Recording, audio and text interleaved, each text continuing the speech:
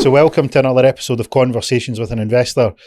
We have a very special guest, Big Mike. He is a 6'8" or 6'7" giant of a man. Formerly 6'8".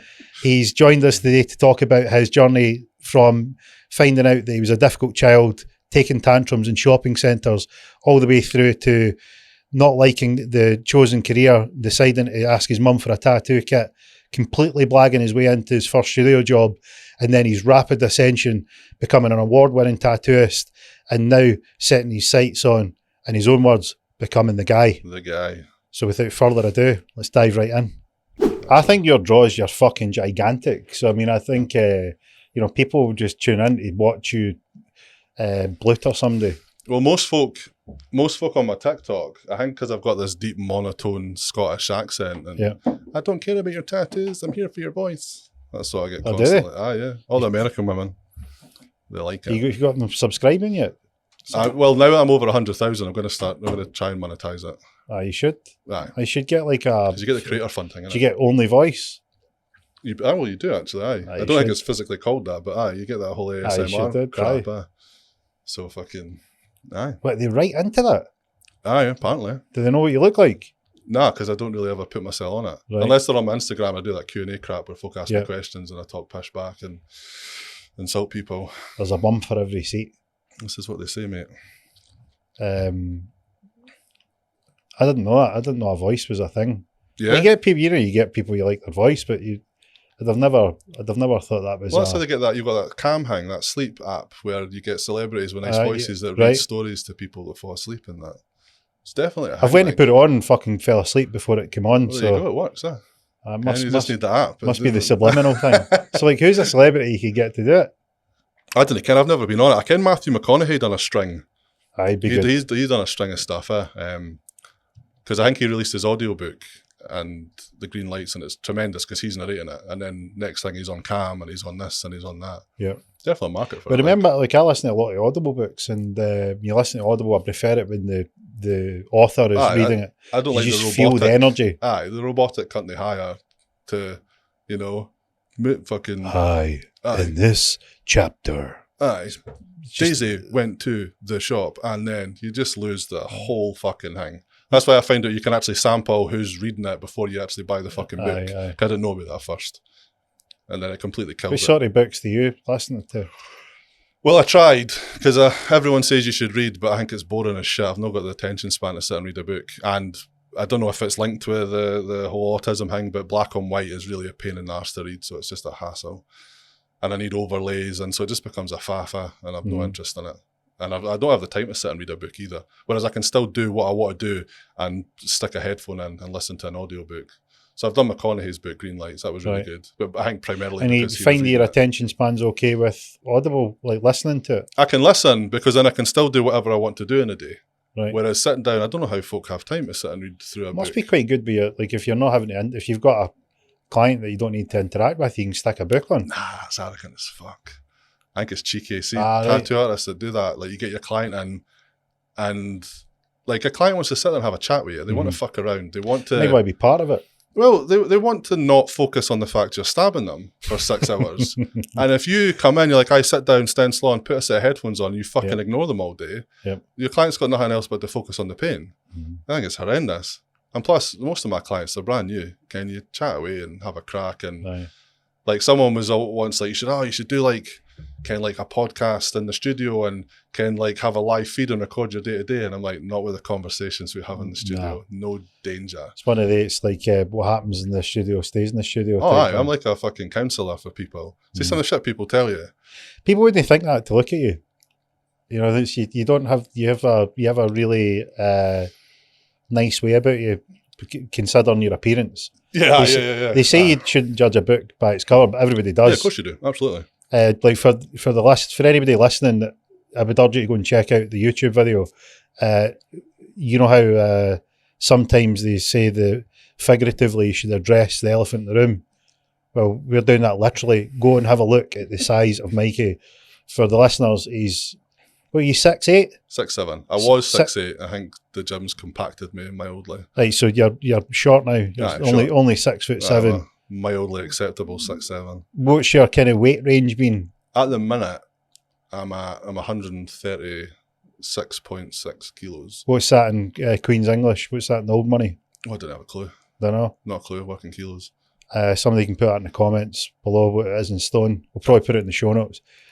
What's it been at the highest? What was your biggest? Well, after lockdown, after 2 years of pizza and beer, I came out lockdown. It was 164 kilos. I know, man. Wow. Yeah, fat cunt. Wow. That was brutal. Could you feel it on you? Oh, big time. Right. Big time. Like, but you don't notice it. Ken, you're doing your bit, for the government, eat out to help out, save the economy. And fucking madness. And next thing you're like, right, gyms are back open now. And then you start weighing in, and I'm like, fuck, how did that happen? And then now that I've dropped 30 kilos, so I'm like, congratulations. Right. I'm like, no, I should never have had 30 kilos to drop. So 6'7", big unit. Aye. And tattooed from head to toe. Yeah. Not what you would have in mind as a counsellor. No. No, what would you have? Well, saying that, I'm not approachable, but when people know me, then... Who are you approachable to? Rhinos, elephants? Who are you approachable to? That's I had that in a pub once. Some woman was like, you're actually quite nice. I'm like, as opposed to what? She's like, you look like you'd be horrible. And I'm like, thanks. What the fuck does that mean? She's like, just because your appearance, you look like you'd be nasty. I'm like, oh, okay. What were you like as a kid? Difficult. No, I mean, what'd you look like? Oh, basically, obviously no tattoos. Little spice boy, blonde, platinum blonde hair, built like a fucking fiver. Yeah, really? Mate, beanpole. Up until late high school, just a beanpole. When did you start to stretch in height? Always been the tallest in my class. It was me and another boy, and we were kind of competing for height fucking most of primary school and high school. As you do in primary school. I was never in the game. No. Personally, I was just leaving I'm waiting for the street. I'm waiting for the sprout. I'm waiting for it. It'll come. And then just high school, I just suddenly shot up even more, and then just didn't really stop, and then kept going. Does that come from is your parents though? I mean, my mom's 5'2", and my dad's over 6 foot, but not anywhere near, nothing near my height. Mm-hmm. So I'm either. Is it in the DNA, the family? Is there anybody that's not? I mean, everyone's over. All the men are over 6 foot, but when we're all together, I stand out. Do you know what I mean? Because of how broad I am, how tall I am. No one else in the family's as big as I am. Mm-hmm. Everyone's 6'3" at a push. When did you? We were speaking before we got started. You were mentioning about your Asperger's. Yeah. When did you first notice something was up? I personally didn't overly. It's more other people and certain stress factors that come into play. And getting diagnosed was a good thing and a bad thing, because it kind of answers some questions, explains traits and how I am and fucking mannerisms and whatnot. But also on the same token, it was a pain in the cunt, because before... Is that the technical term? Yes. That's straight for the NHS. Before, if I was having to deal with a situation that was difficult, I just felt unwell. I just thought I had eaten something wrong. Because I get quite hot and I feel a bit nauseous. And what sort of things? What age are you? What ages would you say this was happening? Give me all my life. So what's the first time you remember that you think, I'm getting hot, something's happened? Probably between 7 and 10. Right. We'd go up Kirkcaldy to the shopping centre with my mum, and I would just get off, loads of folk around you, loads of noise, and you just start getting hot and bothered and a bit. Mm. And I would always just put down that I'd no eating yet, or I'd maybe just not feeling great. Mm. And that was fine, because it didn't restrict me doing anything. Whereas now, I know. So now, because I know this is going to happen, I get anxious ahead of time, because I know what's coming, and I can't be arsed with it, but there's nothing I can do about it. So even coming here, I says to you, when you say you can't be arsed with it, is it you don't want to face it? That's your instinct? No, because I'm all for exposure. You don't get any better without exposure. Mm-hmm. But the problem is, going somewhere, I know what's coming. So I get anxious about getting anxious, which is really stupid because then all I'm doing is having double anxiousness for something that probably isn't actually even going to bother me at all. But because it might bother me, it bothers me, if that makes sense. Well, I don't know because I've never experienced that. No, but but I'm imagining what you're describing would be that you know that you're going into a situation where you're going to have a build-up. No, it might not though. It's getting anxious about the possibility that I might get anxious and have a meltdown or whatever. So is that not quite like a take its taxing. toll on you? Yeah, absolutely. It's a pain in the arse and it's a daily occurrence. But there's nothing I can do about it. That must be heavy on the old mind. Not really, because even just from an energy point of view, it's a lot of energy to put into something. Yeah, but the good thing about being autistic is you have no ends of energy, so it's fine.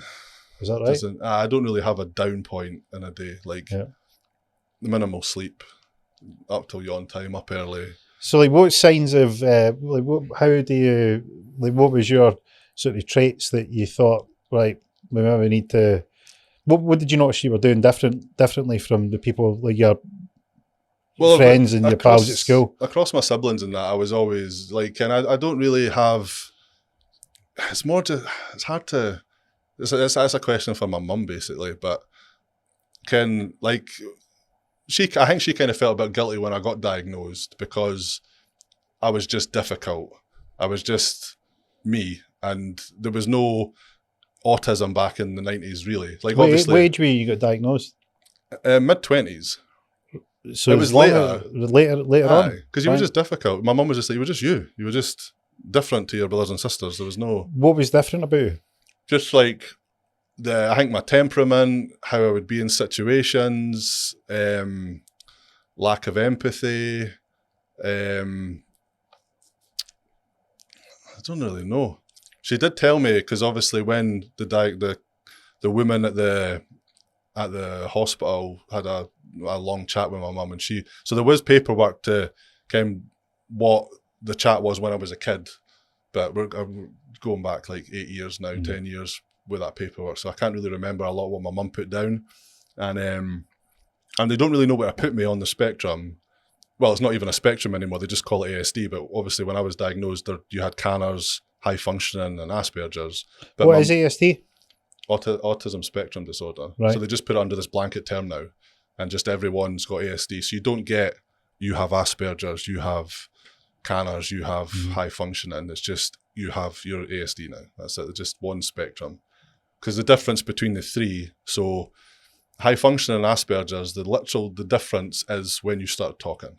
If you start talking normally, like is it neurodivergent? Like basically like a normal brain person, you would be high functioning, or is it the other way? One of them, if you started talking at a normal age, you would be Asperger's or high functioning. If there was a delay on your speaking, you would be the other one. And then Canner's autism is if your IQ is below a certain level. Right. Kind of you get the people they'll be in care. They'll never live alone. Because they can't, just because they'll probably. So you were diagnosed later on, and your mum's sort of said that you from the ages of, you said there for the ages like 7 till 10, you were noticing that situations would just make you feel a certain way. Aye, but it would always just put down to maybe I was hungry or maybe I wouldn't feel well. So like for argument's sake, and going back to the shopping centre thing, being the meerkat, I'd be getting all fucking whatever stressed out and start being a prat and acting up and whatever. Primarily because now I know obviously it was a situation I was uncomfortable in. Mm-hmm. She'd be like, you're obviously hungry and getting cranky, let's go for something to eat. So she would remove me from the busy place to a quiet little cafe, and then I'd be fine. And was she feeding you Miracle Grow? Yeah. Must have been. Sprinkling it on the lot, lad. And then, so that's always I put down. You're obviously just hungry because you're fine now. Yeah. But it never got to the point where we've took him out of that situation to a quiet one, and now he's fine. So was there any thought for your mum going, hey, look, I think there's something up with Mikey? Because going from, it sounds like there was signs of it from between 7 and 10, but to not get recognised into your early 20s, that's a long time. Yeah. So it's either going to be they figured that bit out and that, but they sort of, the people that fitted into that category, they had a way of working out what was going on, or was it a case of you weren't really that outrageous where they thought there was really anything other than it was just the way you were? I don't think it was ever brought up as a question about anything being wrong, just more I was just a bit difficult and a bit different, because like, bear in mind, autism awareness is a very new thing. Like, it's very new compared to, like, back in the 90s, I think if you weren't Rain Man, you weren't autistic. And it was just never a pushed thing. So that's the first thing my mum said. She was like, you were just you. You didn't have words like autism and stuff back then. Because I think the original term was, like, what was it, autistic savant thing or syndrome or something. Whatever they call Rain Man in the movie. That he was a savant. He was a savant, And unless you were kind of like that and had some sort of mad gift, you were kind of just, you were just a problem child. So it was the latent tattoo gift that sitting there waiting to be released? Possibly. I think it definitely helps me with my job, though. Right. What about, did you ever notice, did you ever feel like you were different? Did you ever feel like you didn't fit in? No, not really.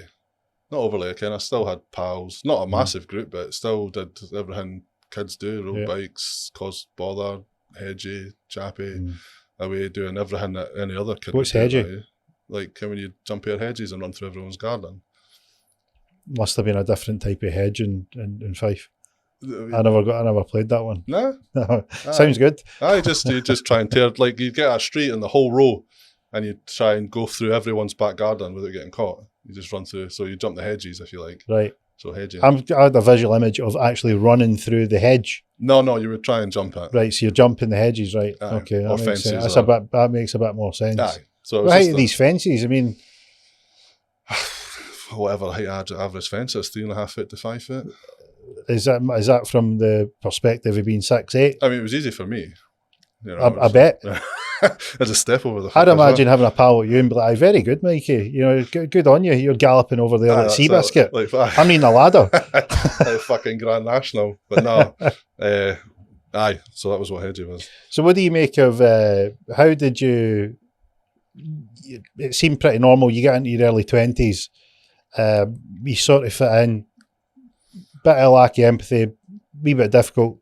But nothing outrageous. Nothing major. And it wasn't until obviously like had Ragnar, and there was a lot of key indicators, massive changes to routine. You can yourself, a kid will turn your world upside down, rapid style. And then it wasn't until we were in the hospital because he had his tongue tie, and he needed to go in and get it cut at the old children's hospital in Edinburgh. And I'm in there, and the place was freezing. I'm roasting, I'm melting, I'm uncomfortable, I'm stressed out. So is that a sign it's kicking off? Well, it was one of the nurses. She's like, it is not warm in here. And it was her that suggested, she's like, I'd maybe go have a conversation. She's like, there's stress signs. She's like, it might be worthwhile. She's like, because it's not hot in here. And I was literally soaking, sweating, needing to go outside every 2 minutes to calm down and come. And it was her that kind of suggested it. And then went to the doctor, said what the crack was, got referred to Limbank and Dunfermline, and had to go, I think it was about a year on and off, chats, reviews, paperwork, how you would do things, so on and so forward, and eventually came back and were like, obviously it was Asperger's then. Yeah. Well, on the line between the two. So you're blittering over people's hedges. You're chappy, going up through high school. Aye. Everything sweet? I mean, school was difficult on the basis of busyness. If you could not explain to me why I needed to learn something, I wouldn't. If you couldn't give me a good reason, I'm just not doing it. So why didn't I learn German? I'm not going to move to Germany. Now I wish I could speak German because I'd love to go work in Germany. Yeah. But at the time, when you're 14, 15, you're just a fanny. So was there any like good teachers that stood out, as opposed to, you would imagine that you would have a few of them that were like, oh, you sort of get what I'm asking you here? Not particularly, no. The only teacher I ever liked was my maths teacher, and that was more just because he was sound. Right. I had a constant battle with him. What made him sound? Just how he went about things, I suppose. Like, again, a tattoo artist now, and I used to draw my daughters all the time. And then he would take my jota. Do you ever have to wrap your jotters in paper at school and all that crap? You mind that shit? Yeah. So, see, for anybody that's listening outside Scotland and maybe the UK, sound means that he's cool. So he was a nice guy. He was a lovely gentleman. And, so you'd have to wrap the jotters and that shit. So I'd draw all over my jotter. He would then, rewrap the jotter. I'd draw on it again. He'd then colour it in black, so I couldn't draw on it. So I'd put Tipp-Ex on it, and then he would do it again. And then eventually my jotter just never came back. And then I would get in trouble for not being able to do my work. But he'd kept my jotter. That was checkmate. Yeah, absolutely. Aye. He was like, well, fuck it. He's gave you a good run. Yeah, absolutely. And is that sort of playing to your nature? You think this is you're getting? Yeah, what it was I need? good. Aye, and Ken, you'll never get anywhere drawing. I met him about 10 years ago in the gym. He's like, what are you doing with yourself? Like, fucking drawing, lad. Aye. He was like, oh, when I'm wrong, eh? But he's brand new. He was sound. He was a really nice guy. But not so much because he was a good teacher. He was just a nice guy. He was just a good way about it. Just good fun, eh? It's funny how you get times like this in your life and you end up being in a situation and you come across somebody and they don't know what they've set off. You can see how that vein has taken off, that thread, if you like, has steered you in a certain path. And there's all these little sort of junctions through life and you go, I bet they didn't know what that set off. There's you drawing on your jaw. Is that right, pal? Aye. Give me 10 years. Teeing it up. Aye. So that was a good one. What are you doing with yourself? Drawing. Did they be tattooed up? He's not, no. No, were you at the time? Yeah. We were in the gym, so obviously I had visible tattoos at that point. That must have been about 10 years ago now, to be fair. It was a while back. Like, I just bumped into him in Bannatynes in Dunfermline. And that was it. Oh, how are you? So did you come straight out of school right into tattooing? No. Left school, was a tree surgeon, then a joiner. But I always wanted to do tattooing. It was just really difficult to get into.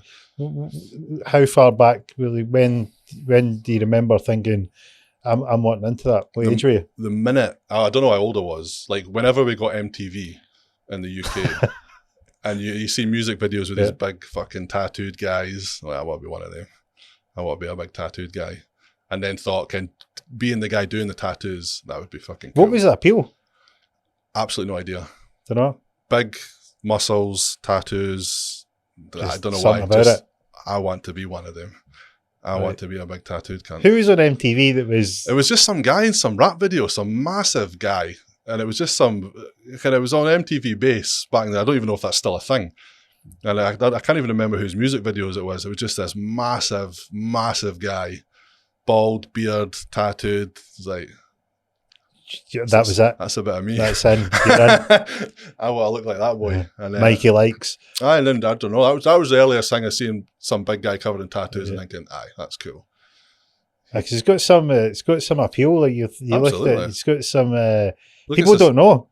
Look at society, man. Everyone wants to be a big, bald, tattooed, bearded guy. Yeah. So I was just ahead of the game. You were early. That was it. Early adopter. First out the gate. That's it. I've got a pal that was on MTV. He was an artist, and he's a successful businessman. Works in trust planning and tax efficiencies and offshore industries. Bald, overweight. He was at the time when he let this out the bag. He's getting fitter now. And I remember met him in Glasgow, having a few beers, and as you do, you start having a chat about, you find out more a wee bit about each other. It's a bit like when everything's formal and courteous, but when you start to you realise that, hey, we get on quite well. Aye. And he kept under wraps, and he says to me, he says, look, I was in a band, and I'm thinking, right, okay. And then he says, I was in a rock band, and I'm thinking to myself, I can't put my finger on this. You just look like you've let yourself go a bit. Bald, business, just the typical kind of 40s businessman, not seen the gym, just not that interested. Yeah. And ended up, I was on MTV. And I was like, man, like, look. Had you heard of them? Like, did they tell you who they were eventually? Or was it just him? Like on No, it was in a band. I can't. He did tell me the name, but I can't remember the band. But it was like a proper sort of mid 2000s. Okay, that kind of, and he was on MTV. He was big. Boom. And I remember thinking to myself, I'm thinking Mick Jagger, like 6 stone, skinny jeans. Aye. You know, ACDC. I'm like, Ben, there's no way. And it's so far off my radar. I'm like, what happened? And you want to see some of his stuff? He sent me some of his stuff, and I'm like, you've got some skills. You've got some talent, but he wasn't big, he wasn't bald, and he didn't have muscles, so we can rule him out as the guy that you've seen on MTV. Definitely was not him. We can rule him out. That's it. The guy was definitely not an office worker, businessman type. So you done the tree surgeon. I take it you didn't need any trees. You could just... Yeah, I didn't need a ladder. Just pulled the trees out the ground and on the trailer, and we did actually do that once, to be fair. Do what? We were in this garden in Kinghorn, and we just had to take this tree in the day. I'm looking at the tree, I'm like, I can fucking lift that tree. He's like, fuck. I was like, I swear to God I can lift that tree. I'm like, cut that at the bottom. I was just lift it clean out of the wall, and then we'll be away. Half an hour. He's like, fuck off. I was like, swear to God. It's like, cut that at the bottom, I'll pick that tree up. And straight out of the wall. When did you start filling out? What age were you starting to fill out? After my 18th. Drank too much on my 18th birthday, got alcohol poisoning, felt absolutely horrendous, and was like, nah, done. And then started. I did always kind of have an interest through, like my mom always had to add weights in my room and shit like that, but never actually took it seriously until after I was 18. And doing your standard thing, drinking, messing about with substances and whatnot, and then just after my 18th, I was so ill, I was like, nah. And then started taking it a bit seriously from 18. Mm-hmm. And then obviously got to the size when I first met you. And then now I'm like, right, 40 soon.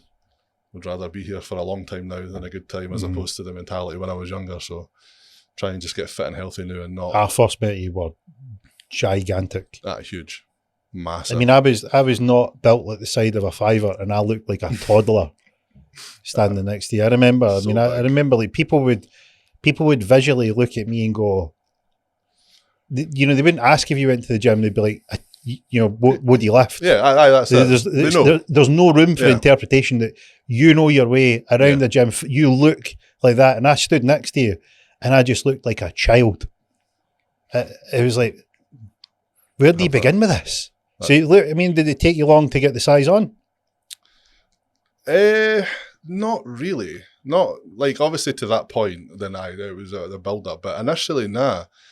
I don't know. Like, I don't know if it's a thing with just people. Kind of like if you can get fat, you can get muscly. Mm-hmm. I've always had that balance. Like getting bigger in the gym was always easy. It wasn't difficult. I never had to. Like, you see some guys training their arses off. Yep. It was never really. I didn't. I can go in the gym, have a good session, come out bone dry. I don't have to push myself to the point where I'm wringing wet and I'm knackered and I'm throwing up and all that type of crap. I got that impression because when I lifted weights with you, I thought you must have some genetic gift where you don't need to lift a lot of heavy weights to get really big really fast. No, not at all. Because I've got that's the deal I've got. If I look at weights, I grow. If I look at the vending machine on the weight of weights, I grow the same as well. That's what I've got going on. But you change quick. Like you can turn it on when you turn it on, you get a shift. Oh yeah, I know, absolutely. But everything needs to align. You can't like I can't like saying that when I was younger it didn't really matter, but now I can't if I have a pizza, I'm like 5 kilos heavier in the fucking morning now. Whereas when I was younger, pizza? It does my puss, and it happened the other week. I don't even know last week she'd had a Chinese. I literally had 3 prawn crackers and a spoonful of fried rice. Yep. But I'm pretty much almost on not zero carbs, but very low carbs now. Mm-hmm. So I've had these 3 prawn crackers, a spoonful of rice, and I weighed in 2.5 kilos heavier in the morning. And I don't know if it's to do with holding water or what the crack is. That will be water. But I'm just like, fuck this Chinese. Away you go with your fucking prawn crackers. I heard your Asperger's. I liked it. I heard this story about your good lady had tried on a few dresses. Yeah. And you were... Is this a recent story by any chance? Yeah. You were... what would be the way of putting it? You were subtly direct. So I actually had this conversation in the studio the other day because she told this story in front of people to get, more female opinions against my tactic. Because I think I'm being really clever. And this is, again, I don't know if this is Asperger's linked or whatever. I'm like trying to be tactful. I'm like, right, what can get me in the least amount of trouble here? Because you can't be like, I don't know. I don't know what I'm going to hate for it, but you can't be like... Tell us what happened. Well, she's trying on dresses because obviously Misty is getting married. And it's one of them where, like, if the dress does nothing for you... Good start. Yeah. I just say, that does nothing for you, hen. Change. Is that it? And I think that's fine. I think it's fine. Yeah, exactly. I don't see the problem. And my missus has went to me, do you think I look fat? And I'm like, yep. See, but I don't think that's Asperger's. That's just...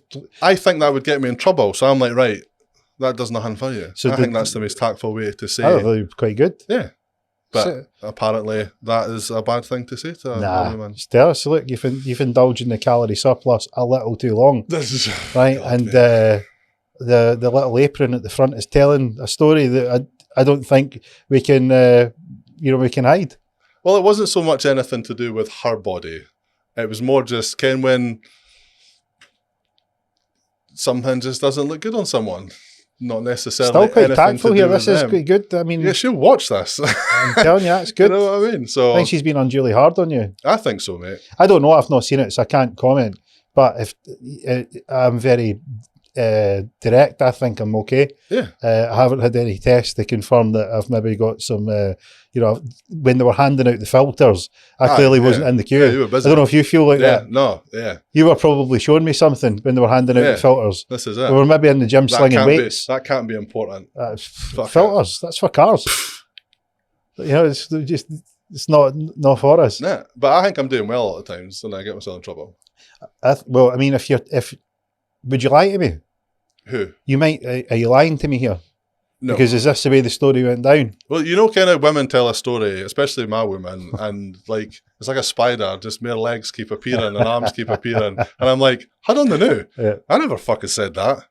And it's probably one of them. She's probably phoned Stacey and be like, Mikey said this. And in reality, I don't think I said anything bad. I'm pretty confident it was just, that doesn't really do a lot for you, I think. I think that's fine. Yeah, I think so. I think that's solid. That's a good game. Solid game. I think she's just being sensitive. Fair play. But so back to you're doing the tree surgery, but yeah, then you get into a bit of joinery. Yeah, still not a tattooer yet. Not yet, but I was teaching myself. What are you doing? You drawing on wood? Are you etching into trees? That's it. What's the story? Just trying to chat up a conifer, see if we get a sleeve. I said, go and let me dial this into you. I think I've got just the thing for you. You're getting clipped down anyway, lad, so can I just give you a wee back piece, pal? Aye. I'm going to do a cracking tree of life on your trunk. Yeah, that's it. Can I put all your kids' names in the roots? Oh, fucking crap. Nah, I know. While I was doing all that, I was just funding learning, and my mum was funding helping it as well. Because I'd like, what do you mean funding learning? Like, what does that mean? Well, getting me the equipment, right? Because it's expensive. So my mum hooked me up with a lot of the because again, like I wasn't just like some random guy. I did want to learn, but I also wanted to do it the right way. I didn't want to order a kit off Amazon. Not that Amazon was a thing back then, but nowadays you get folk just ordering a kit off Amazon, 50 quid, 100 quid. See, when you say like learning, maybe I'm being overly simplistic here. Yeah. But I'm thinking you're drawing on a piece of paper. It sounds like you're actually doing is learning out the, hey, can I tattoo on you? Is that the deal? Basically just like... Who are you throwing under the bus initially saying, hey, look, your best pals.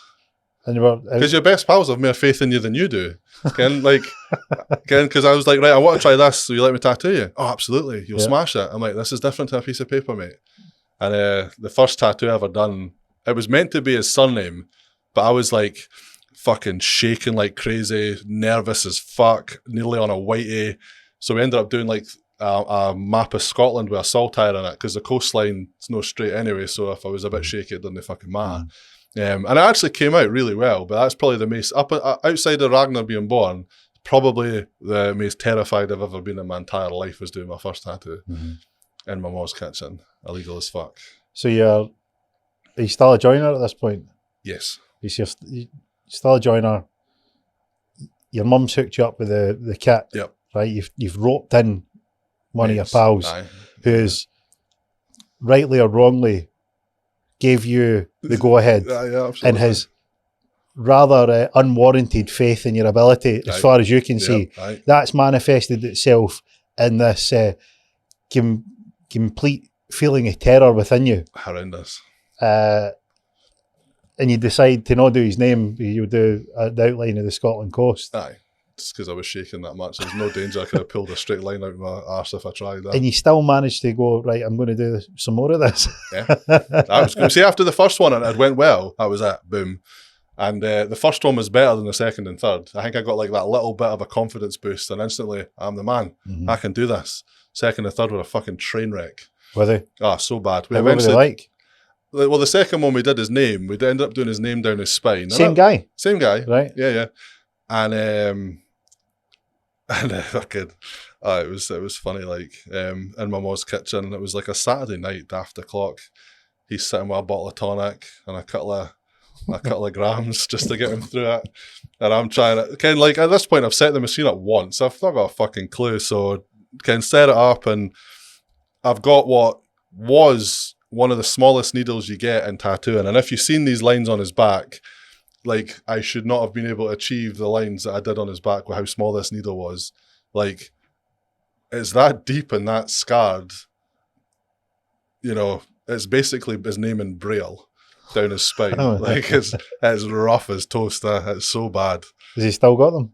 Oh, aye, yeah. Aye. This is the thing that annoys me. Like, because I'm now doing well, like, and yeah, like, these people definitely helped my development. Learning curves, whether it be the right way or wrong way, it's a step in the right direction. And they love the fact it's the first, second, third, fourth, fifth tattoo that I've ever done. Yeah, but I want to cover the fuckers, I'm like, nah. You want to cover up the evidence. You want to hide the mess. Absolutely. And, like I say, the first one I'm happy with, but all the rest I'm like, that needs to go, lad. Is it so? The second and third was the same guy? No, the second was the same guy. The third one, I can't remember. There was a couple of key players who key players. I love the bravado key players in the game. A couple of key players that got me to where These I am. were the innovators. Oh mate, see, and you think back now and it's just like, what the fuck? Why on earth did you let me? Oh, because you can draw. Mm-hmm. I would want a little bit more than that. Would you need more than that? 100%. Like, absolutely. Like, can I've taught some of my apprentices are doing really well. I've never let any of them tattoo me. Not at the point where they were learning. I'm like, nah, wait till you're good. Yeah. Like, you're not going to fuck up bits of me.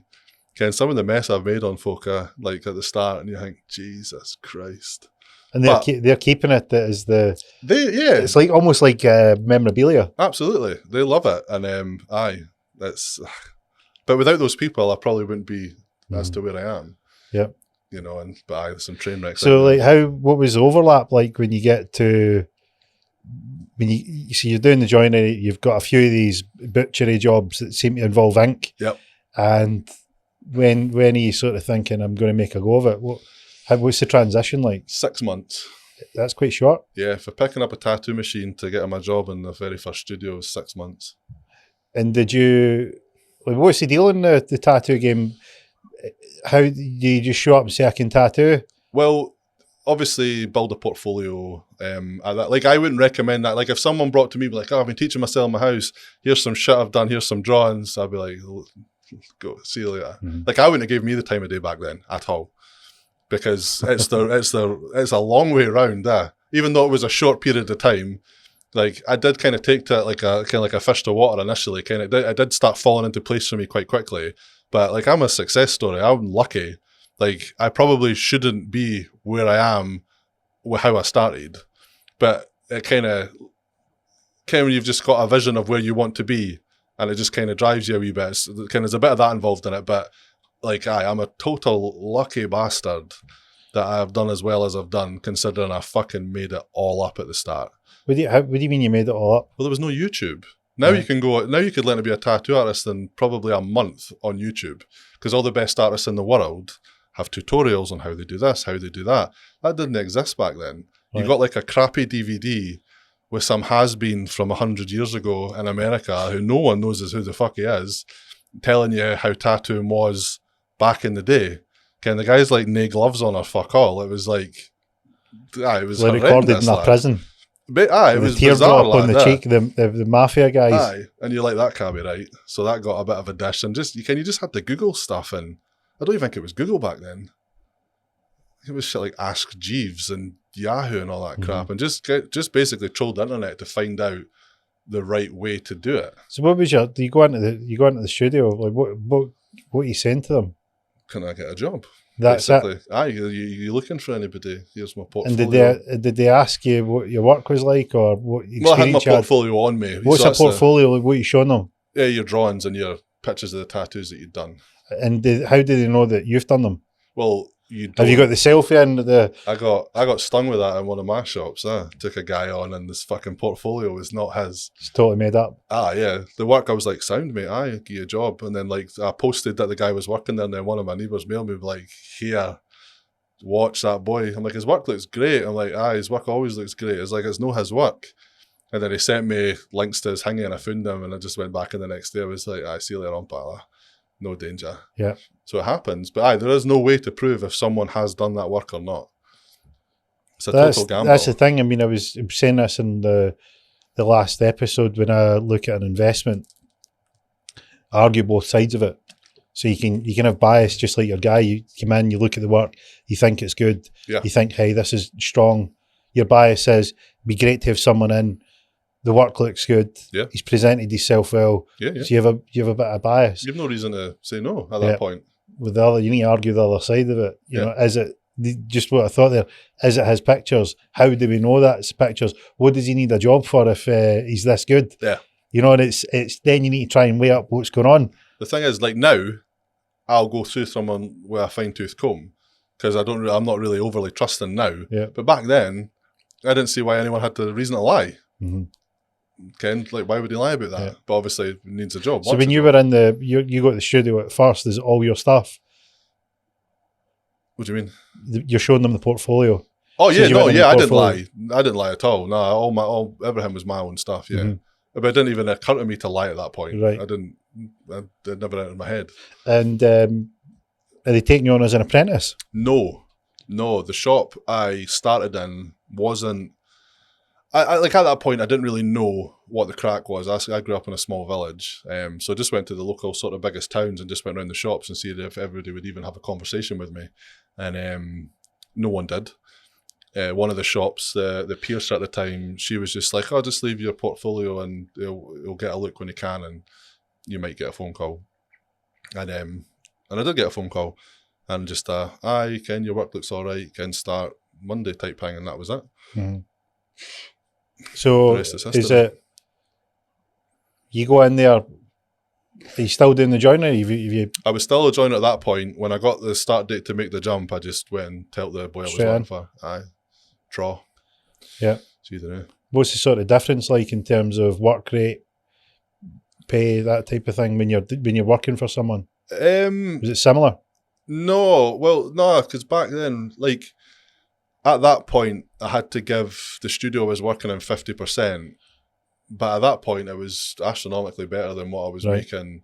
Because at that point of the transition, we just had that mad recession, late noughties, when everyone went tits up. 2008. Aye, around that time, that all went belly up. Got paid off on the price work on the windows and stuff like that, and ended up just working for a roofline company. And at that point, Ken, you just wanted to be working, so companies could just absolutely shaft you on your pay. So it was quite the rate I was on at that point. Doing the roofline and stuff was quite crap anyway. So I was trying to think there. I was thinking about what you were telling me, growing up, being in situations that can trigger, the anxiety. Yeah.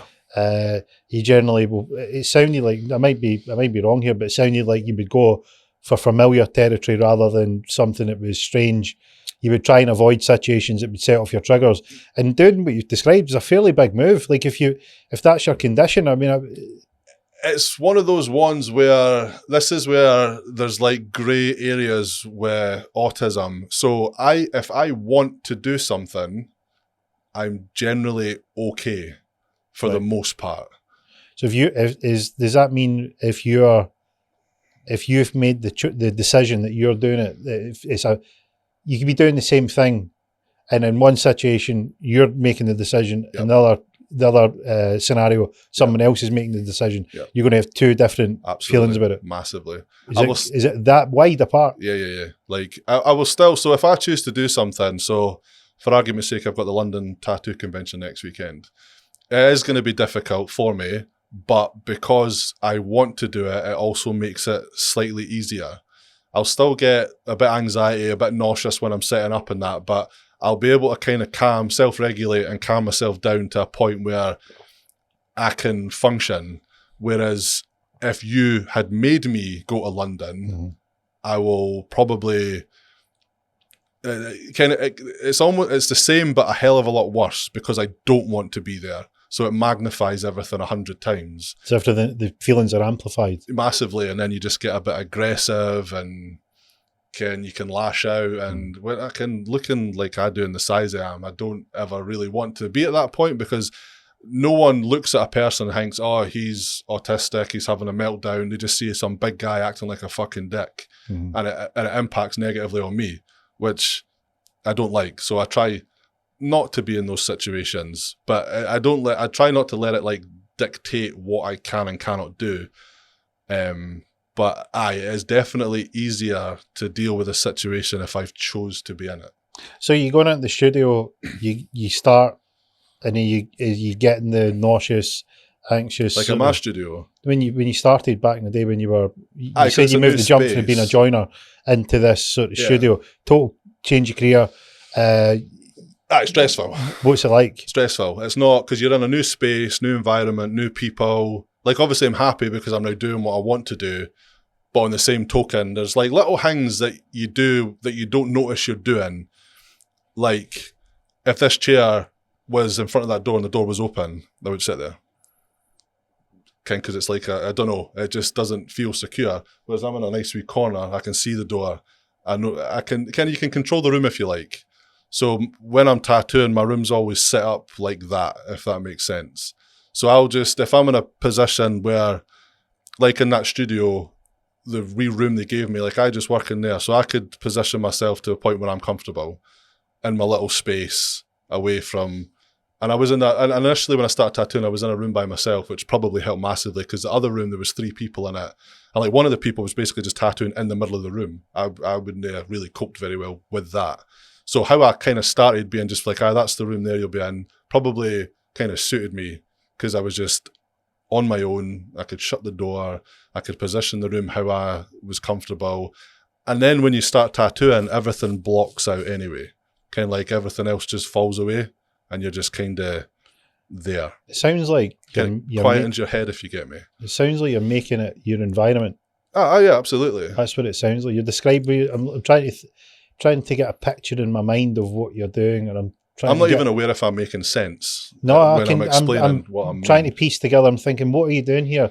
I'm thinking he's making it his own environment. He wants to make it that's the way that he wants it because that will be better than it being just working with what's there. Aye. Let me try and get it into the way that it works. Which is why now I like having my own studios because I can build them to my specifications. Like from my booth in my shop now, I've got my bit, everyone's here, I can see the tattoo room door, I can see the front door, the room, I can see everything, whatever's going on. Not that anyone's going to come and get me, but you know what I mean? Like, no one, not that, I don't know, it's just like, I don't know really how to explain it. You just kind of feel a bit more safe and secure. Whereas if I had my back to a big open space, I don't know why. You kind of go in your head about it, and people maybe not understand that. But I mean, they'll look at you've got an inner world, and you've got the outer world, and people always see the outer world, and what they're seeing is this huge guy, shaved head, tattooed up, beard. Nobody's going to come up and inflict any harm on you. No, there's no danger. No, I'm aware that's because this is outward. But what they're not seeing is the inward, what's going on inside Mikey's mind. And what you're describing there is, hey, that's all great outside, but listen, there's another part, which is the inside part, which I need to have a few things in a certain way that means that I can have peace. Like, it's much better. I can feel it feels normal to me. It feels better that way. I can have a completely stress-free day in my little bubble drawing a picture. So it sounds like you're getting the environment outside to match how you can get that feeling right inside. You're trying to find the harmony between so the inner and the outer. So I can focus on what I'm doing. Yeah. Because if I've got shit going on in the background or taking over my headspace or whatever, I can't concentrate on what I'm doing. So you're in how quickly from getting into the studio, this one you went to work for, so big shift, big change, you get in the studio, you're in the small room, it's working, it's actually been a big advantage. How quickly do you find your rhythm? Very quickly, I would say. Like looking back at the work from then to now, probably not as quick as I thought I'd got it, but from that point, like less than a year, I moved out to Amsterdam and was tattooing there briefly, and then back into a big studio in Edinburgh, and then after a year there into my own studio. So like from nothing to having my own setup was probably under 4 years, probably under 3, which is like a pretty ridiculous acceleration point from A to B. For people that want to try and get a handle on what ascension you've had in the tattoo game, like what's the sort of things that you can look back now and go, right, I started in that studio, here's the things that I did that when I went into that studio initially, it would have blown me away if I was able to do them. And it sounds like you've had a good rapid climb. Yeah. What sort of things happened? I don't really... Not overly sure on like what helped climb, other than the sort of drive to be as good as I can physically get to. And I'm still not done. I'm nowhere near where I want to be yet. I'm probably midway through.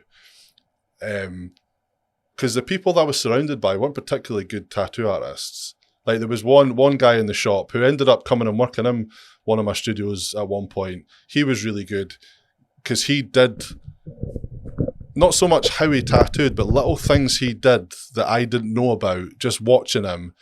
Like even just the simplicity of bending your needle so it sat in you. Because I'm coming from no training at all, winging it, making everything up. And sometimes, depending on how the needle jig's been done, if you've got a shite needle, I wouldn't have known if it was shite or not. But, because I was watching one day, I'm like, what the fuck what are you doing that for? He's like, what? I'm like, the needle in the bend. He's like, because it just makes sure your needle is seated properly in your tube. So you've got maximum ink flow. And it's like, okay. And then just wee things that he did that I wouldn't even thought to have done helped massively with stuff like color saturation and shading. That's quite strong observation skills. Do you find that you've got, I mean, for initially you said that when we were talking earlier before we came on, you were saying that things like reading, you don't have the attention span. No. You've just mentioned something that's very, very observant. It comes back to want though, doesn't it? I don't want to read. So for me, it's probably is a hassle. Whereas this, I want all the information. I want to know everything. And I don't know if it's just... But what want doesn't that you can want something as bad as you want doesn't make you good at it. No. What you've displayed there was you're very good at observing. Whether it is maybe a function of I'll only observe if I want something, that might be the case. Yeah. But what I'm saying is but there's reading a book and then there's paying attention to what's going on in the room in front of you. You'd be surprised. You'd be surprised. A lot of people couldn't either. And I don't know, like I've got one of those brains where I will retain tons of small thing. Like I'll probably remember stuff in this room for ages, which I don't need to remember. Yep. And it's wee things like I'll notice, but can like sit down and do that. I probably won't really take in. Whereas I don't know really how to explain it. See if you were acting the book out in the room, or I'll probably be able to follow the whole thing because you're physically doing it. So I'm better practically than academically. If that's text and numbers are very abstract. They're very difficult to. They're not the way that we've evolved and been wired. It's something that you do through repetition and memory. But if someone tells you a story, and the loci method of memory, which is you have a palace and you create the rooms, and in those rooms there's items that you want to remember. Okay. We can do that through visually creating a picture in our mind. We create that picture and we remember where we placed things in that palace. That is how they remembered these things, rather than these abstract letters and numbers that were on a piece of paper. So we arguably have got wiring in us that's more acclimatized or more adjusted to what you described there, seeing it, having it visually, or having your senses take in the information rather than just looking at this abstract text. Generally, if I seen you doing something once, I can now do it, if you get me. But like you're saying, if I had to read how to do it, it would probably just go right out of my head.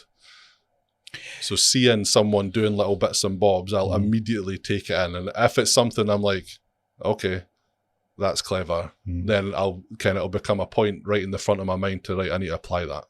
That's going to help me. So see, when you were upcoming as a tattooer and you're looking at the tattoo industry as a whole, what point are you setting goals right off the bat? Have you got a target that you aim for?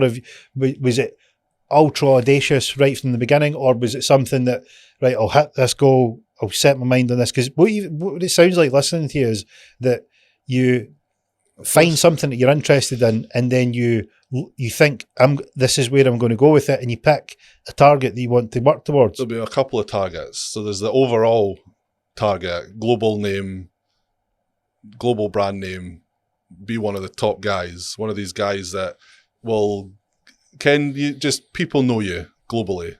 That's the fucking guy. I want to be that guy. And there's guys in the industry that they're there, and I'm like, Ken, you fucking smashed it, Ken, and I will. Hopefully, I will get. I'm going to try and get there.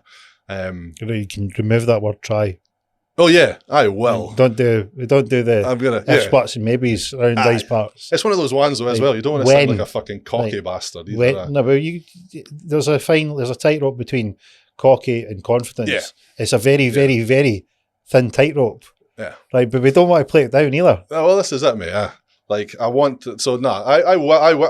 pretty confident to say I probably will be a global name at some point. When are you going to get there? Don't know. How long, roughly? It's just a waiting game, eh? You just, like, nowadays the problem is social media. If the right person picks you up, it could be tomorrow. Right. Are you ready? Aye. That's good. Yeah, absolutely. Okay, so we've got rid of the tightrope now. It's gone. Good. But along the way, like, I want my own shop. I want my own space. Because I never agreed with how certain people did things in their shop and why things were a certain way. And I don't know if that's just being a particular cunt. So another NHS definition, technical term, yeah. So get a shop. And is this like see when you said that you had these targets? Are you literally a joiner saying, I want to have a global brand? I want to have... Not at that point. Right, so... At that point, it was just, I want to be a tattoo artist. Okay. I want to learn how to tattoo. I didn't even know if I was going to be any good at it or if I was going to be a success at it at that point. I just wanted to do tattoos.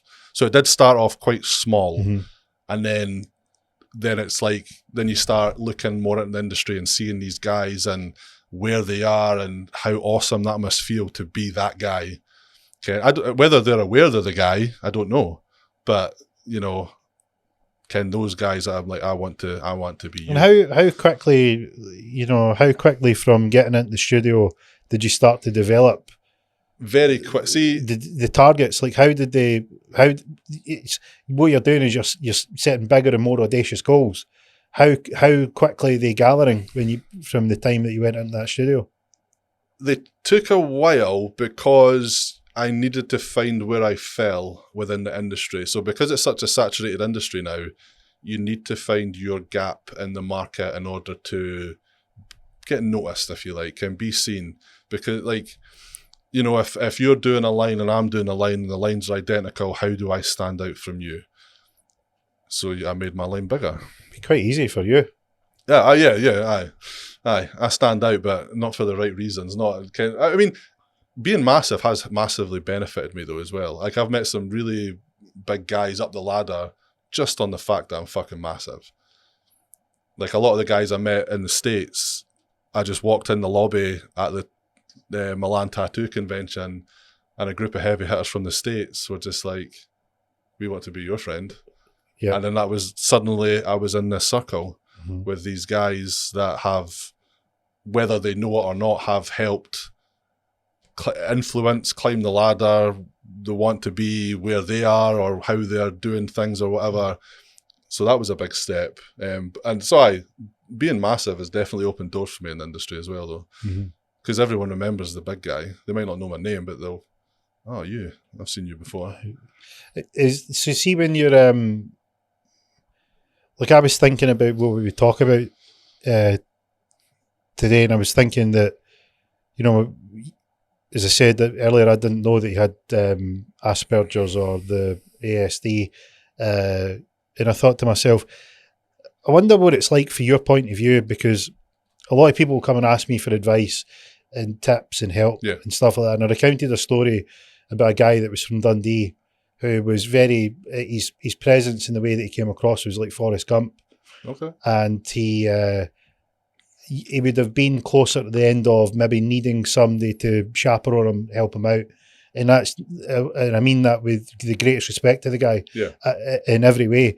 He'd approached me at a networking event, and he said to me that he was looking to buy a course. There was guys that were they were how to get involved in property. Yeah. They were selling their course to help people that were wanting to get started. Myself and my friend were there to support one of the guys that was doing. He was a keynote speaker there. Okay. So really, really charismatic guy, well worth a watch, and it was a good excuse to get out and get on the lash. Yeah. So ideal opportunity. So I met this guy from Dundee, and he was on. As I said, I would have supervised him to take the bins out. He was that sort of, you wouldn't have left him with too much responsibility. Aye. And he came up and he's like, you know, what did you think of the guys that were presenting the course? And I'm like, it's good for anybody that's wanting to leapfrog all the mistakes. It's a good idea.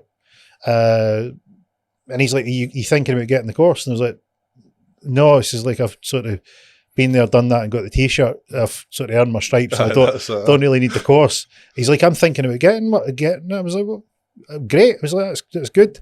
I said, how do you, and I'm now starting. That was the first sort of indication that something was up. And I said to him, what got you thinking about getting involved in property? Because I'm now like, I wonder why you would think this was a good idea.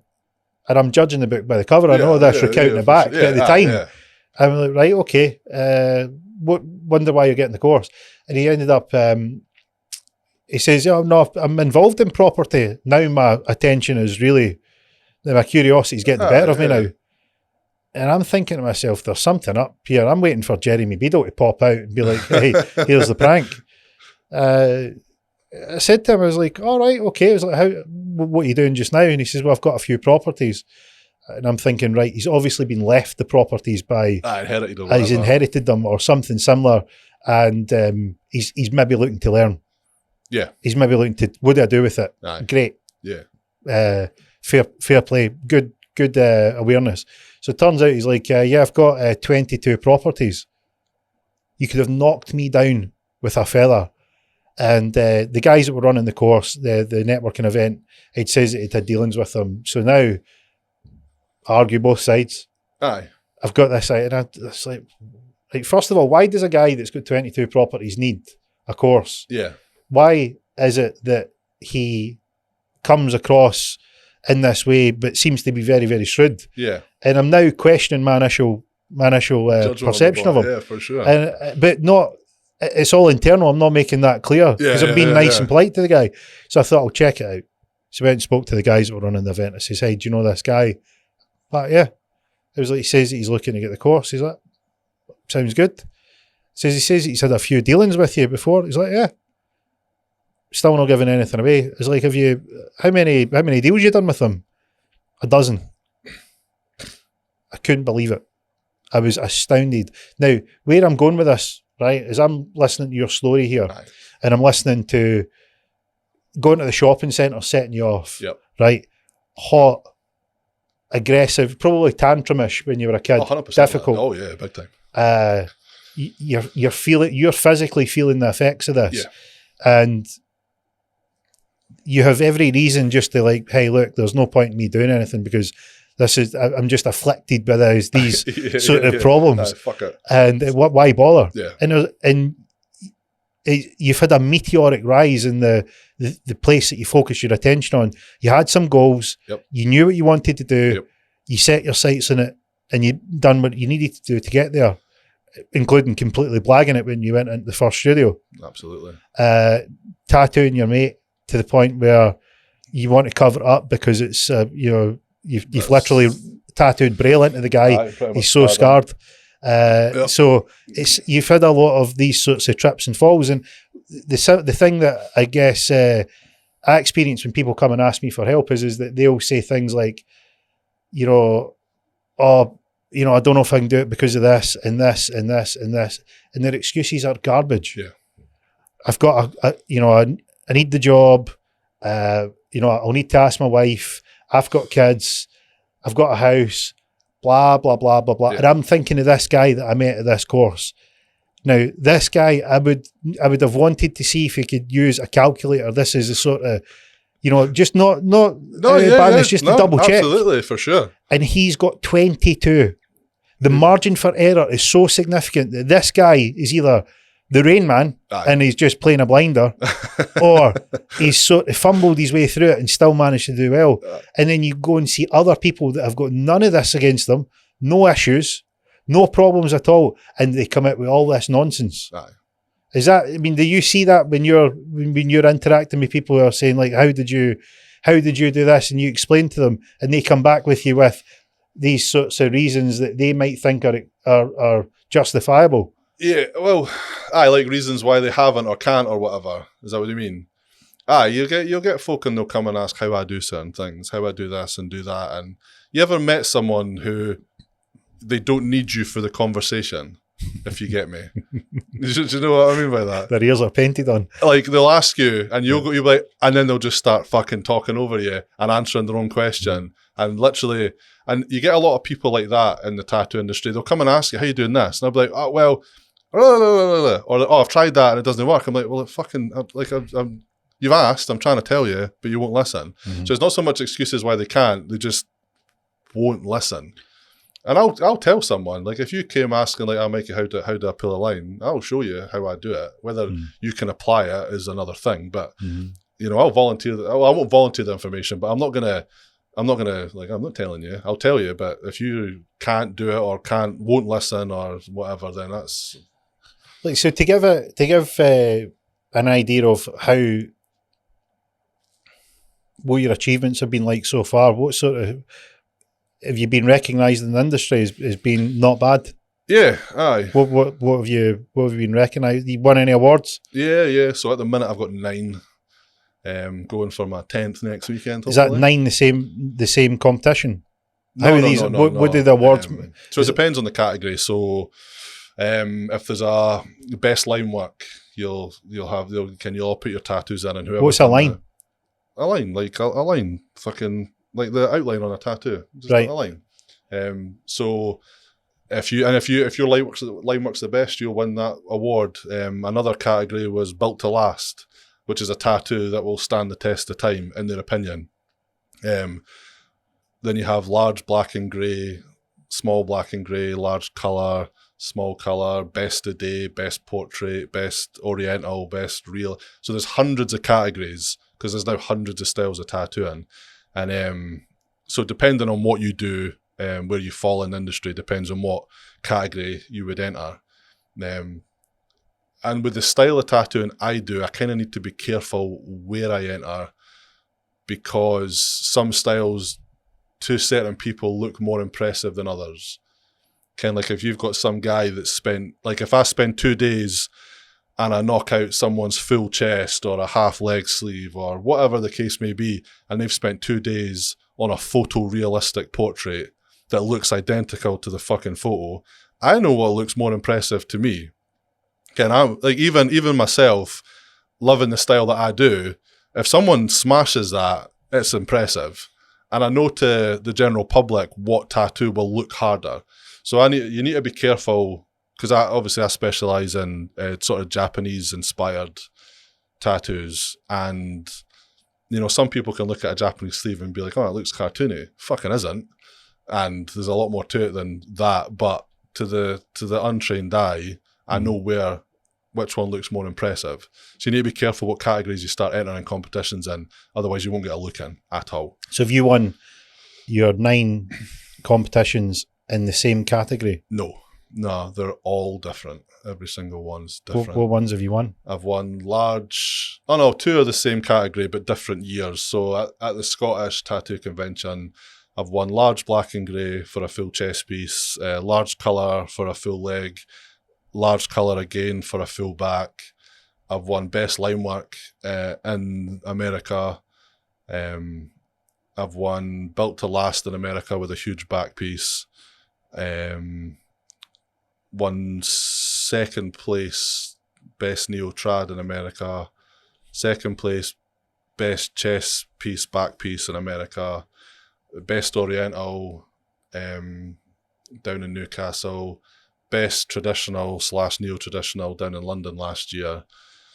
I don't know if that's 9 or not, but I might be missing a couple. But for the general basis, they've all been different bar one category. So that's showing that you're not just a one-trick pony. No. I mean, I can do every style to a very acceptable point. I just don't like a lot of styles now. Like, I'm at that point in my career where I want to kind of hone it in on one and then just absolutely smash that out the park and just concentrate. And as well, like, I don't enjoy some shit. Like, I'm not a printer.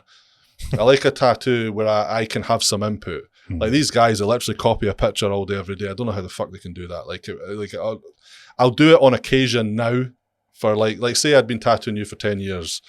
I'm not going to suddenly tell you no, okay, because I'm fucking not a dick. Not completely anyway. So I'll still do the tattoo, but Ken, by the end of the day, I'm just like, fuck that, man. How, like, it's just like, it's no longer fun or a challenge type thing. It's just, Ken, I don't want to say boring, but I'm basically going to say boring because it's the best. It's fucking boring. I'm good with it. We need a bit more of the straight talk. But it seems to have left the room in recent years.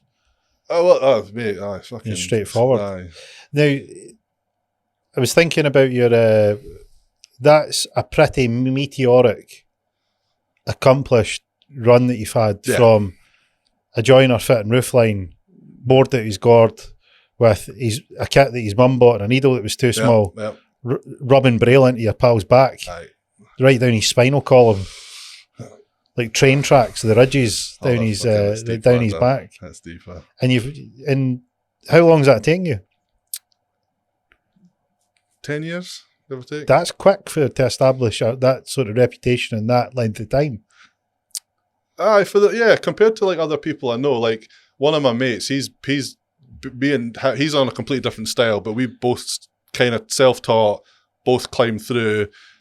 He's either got the exact same amount of me or more. Like, he's smashing it, and we both did the same thing, both made it up, both winging it.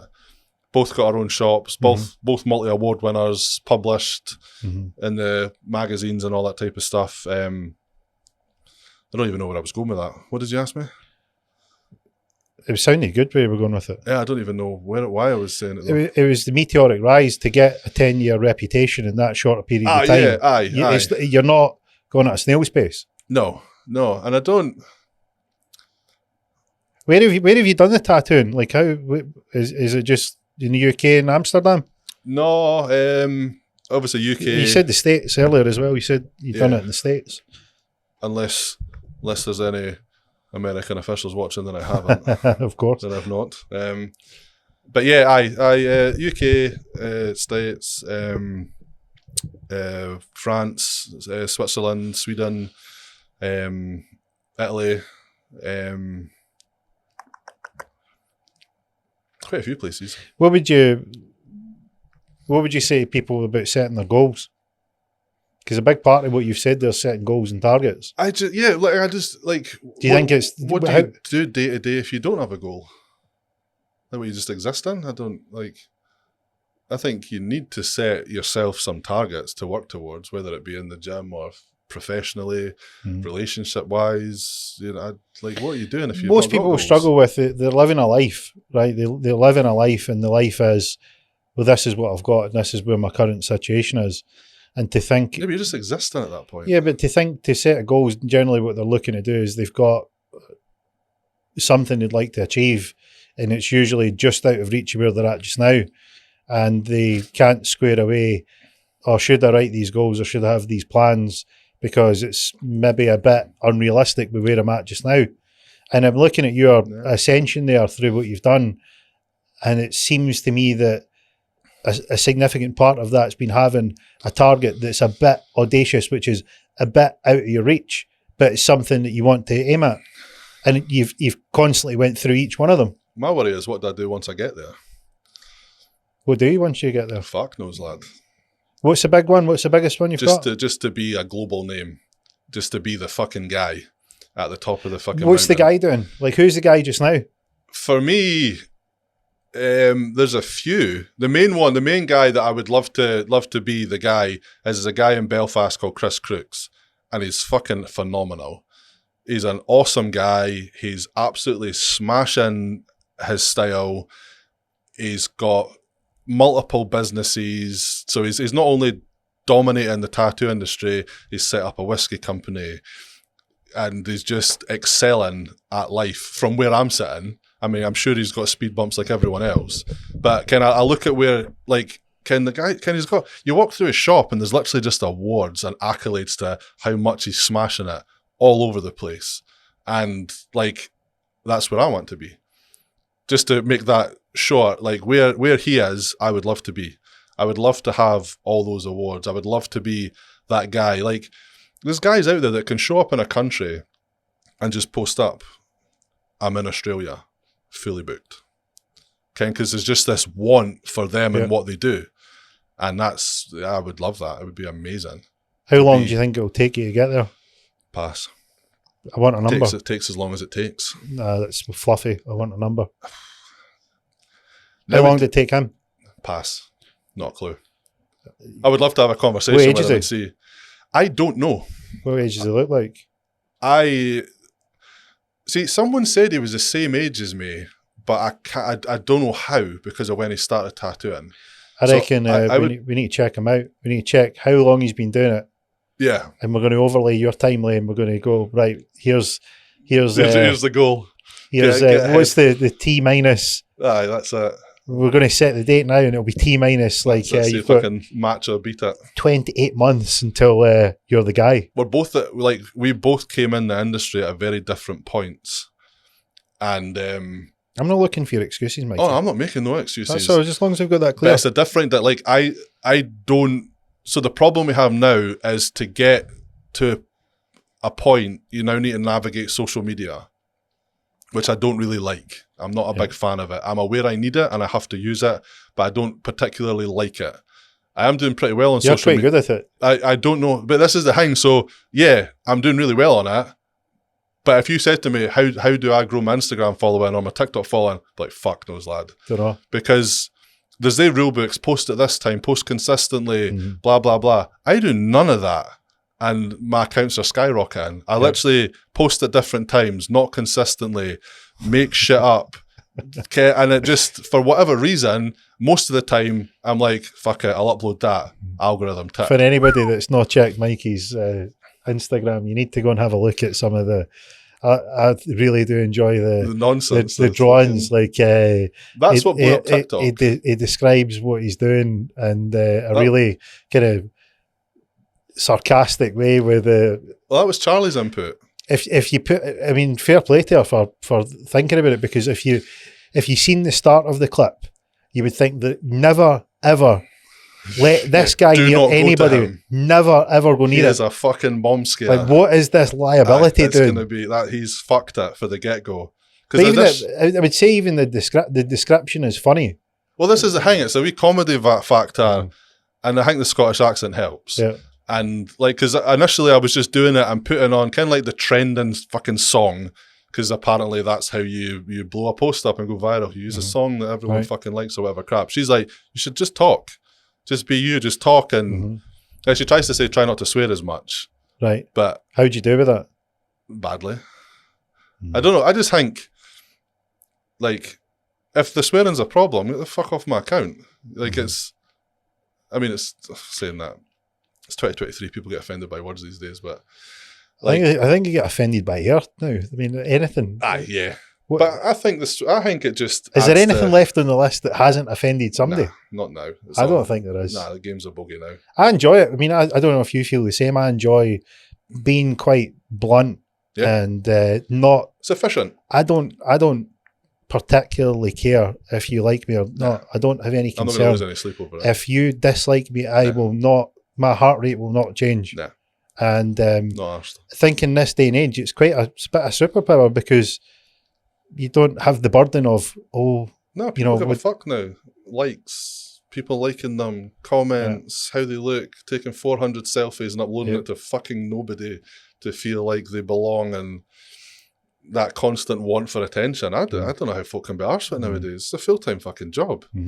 Ken, like, yeah, it's nice if one of my videos go viral, but I don't need it. Have you had any viral videos? Aye. Because my TikTok account, I think about 104,000 now. And some of the videos are 5 point fucking whatever million, 6 million. Yeah, I don't know what it's at now. I'll tell you the now. And this is like, so I could not, oh shit, sorry. I couldn't work out TikTok at all. Like 337 followers for, a decade. And then I was like, right, we'll start the Sharpie drawings, and it done a bit well. And then when Charlie was like, you should start talking over them, and then just bang, out of nowhere. So like, 5.4 million, 3.1 million.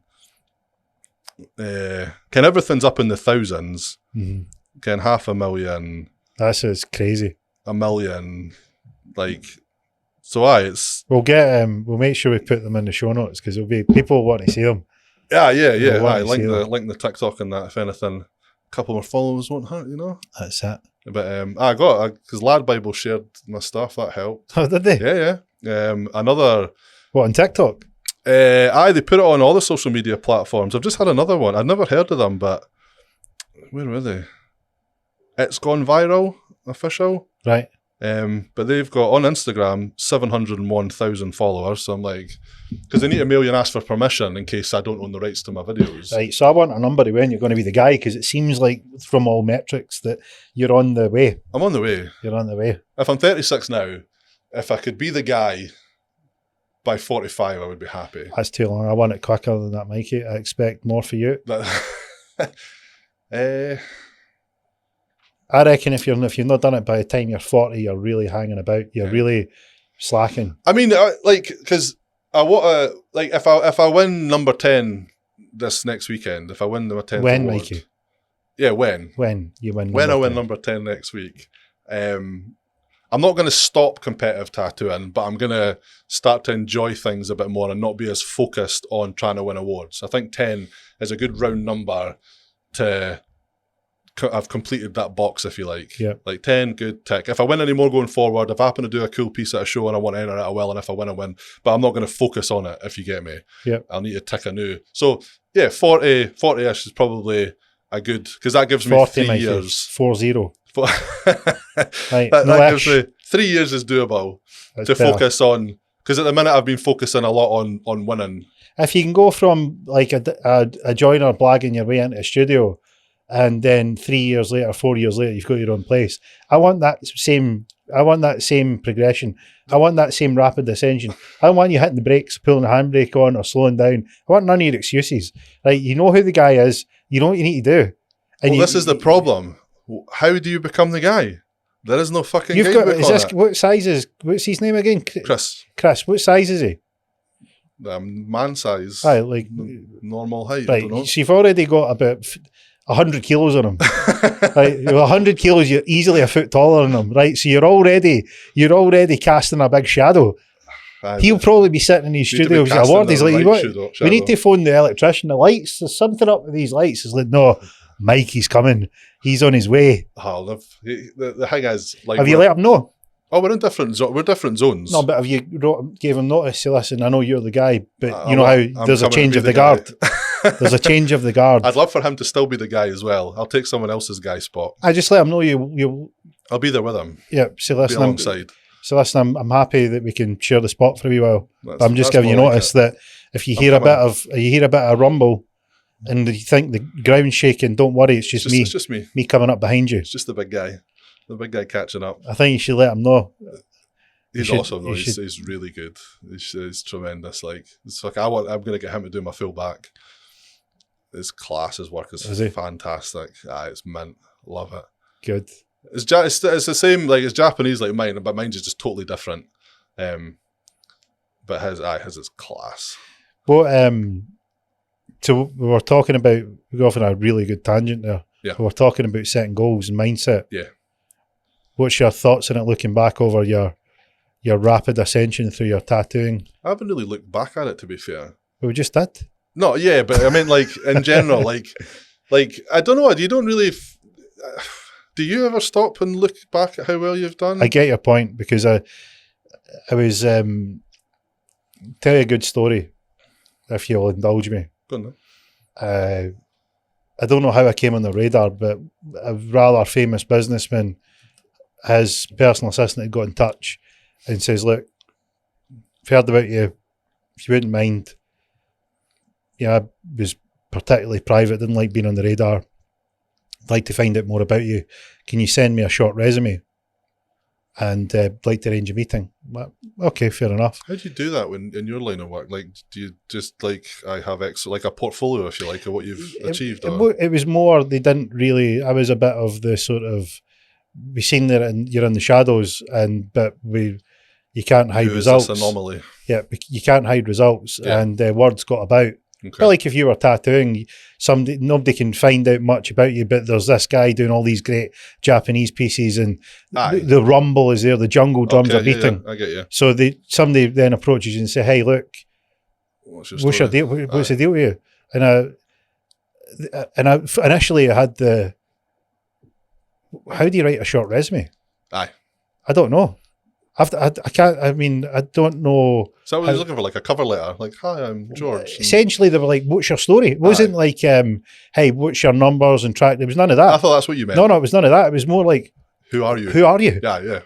Like the track record and what you've done wasn't in doubt. Aye, because that was the reason. That's is how they'd heard. So who's the man behind the success? Who are you? You're like an enigma. And I says, look, here's a bit about my story. And I remember putting something on there. I remember writing, I was a yo-yo champion in high school. And, the usual stuff. Here's some of the bits and pieces that I've done. A bit like the portfolio. Yeah. Aye. Eventually went and met the guy. What was the first thing he wanted to know? All the things that you could have wrote about. I've seen countless business people. Never have I seen yo-yo champion. I'm like, well, you asked my story. I remember how focused and determined I was. And I told the story about, we were, didn't have a great deal of cash growing up. Yep. And the guy that was essentially, he was the guy. Yeah. As you've got Chris. He was the guy of I mean, we're not comparing apples with apples here.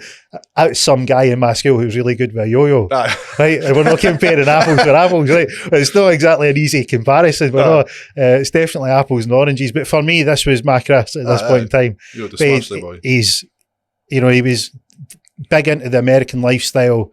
Parents clearly had loads of cash. Yeah. He had the best equipment, and his life wasn't. I was sort of the other end of the scale from his life. Yeah.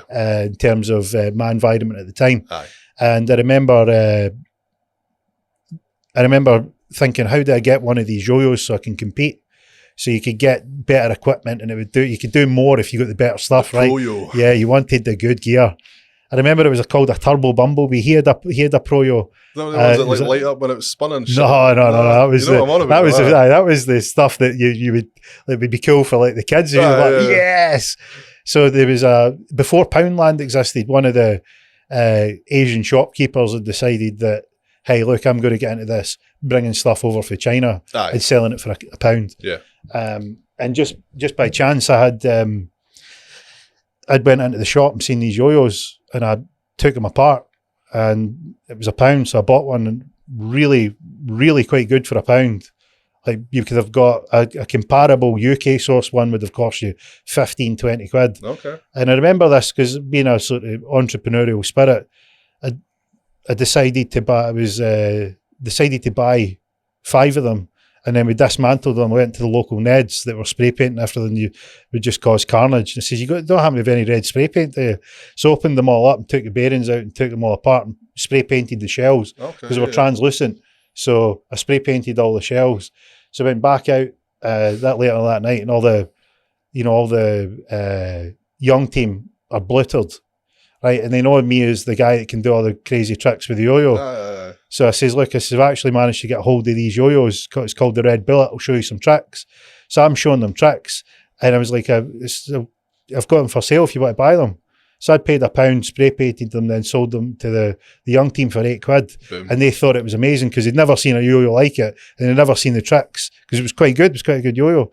And I says, that's how I managed to get on par, because the money that I got from selling these ones, the profit I made bought me the really good one. And then I then became the guy because I'd worked so hard and was so determined and had to overcome obstacles that my pathway had more resistance in it. Aye. So it came to the point where when I got there, I just blew right through, because when we made the equipment equal, there was only going to be one winner. And I remember telling him the story. He's like, that's how you know. He says, see, that is how you know, because you'll find the little things that are in there. I say, see all the things that I've done after that. What you want. I remember when your personal assistant asked me, what she was wanting to know was how, we've heard this, where did it start? Where does it come from? Aye. I says, it came from there. That was point. A desire.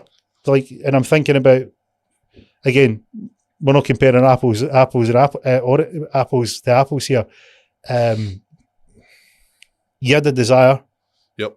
I want to be a tattoo artist. Yep. A tattooer, sorry. I want to get into a studio. I want to have my own studio. Yep. Then you want to have it all set up. You want to win awards. Yep. You've had all these goals. You need to set something there, and they need to be audacious. Yep. And it was just the same as me. I need to be the man. Yep. Well, I need to get the equipment. I can't afford the equipment. There's no way of me getting the equipment. How do I get there? I mean, it was easy for me. I just went, mummy. But no, I totally. Where was she? I could have just skipped the whole spray painting, the yo-yos and all that. That's it. You could have just been like, here, Mikey's ma, I hear you're generous. I hear you're willing to give some kind of dugout. That would, I would have, I don't know if I would have taken that choice. I liked the hard route, but I would have considered it. Aye, this is it. But no, it's like I've got kind of like you say there though, without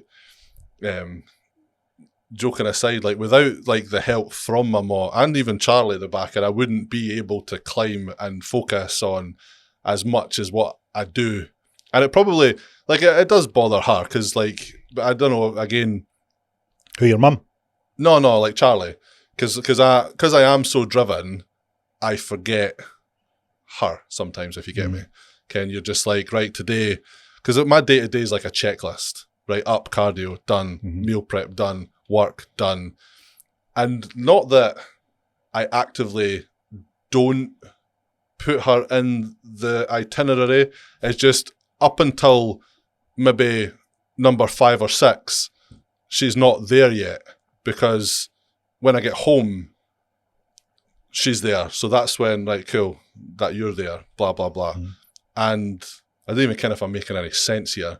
Kind of sometimes your goals get in the way of family life, or I'm too focused on X, Y, and Z. I forget the letters in between, if that makes sense to you. Yes, you've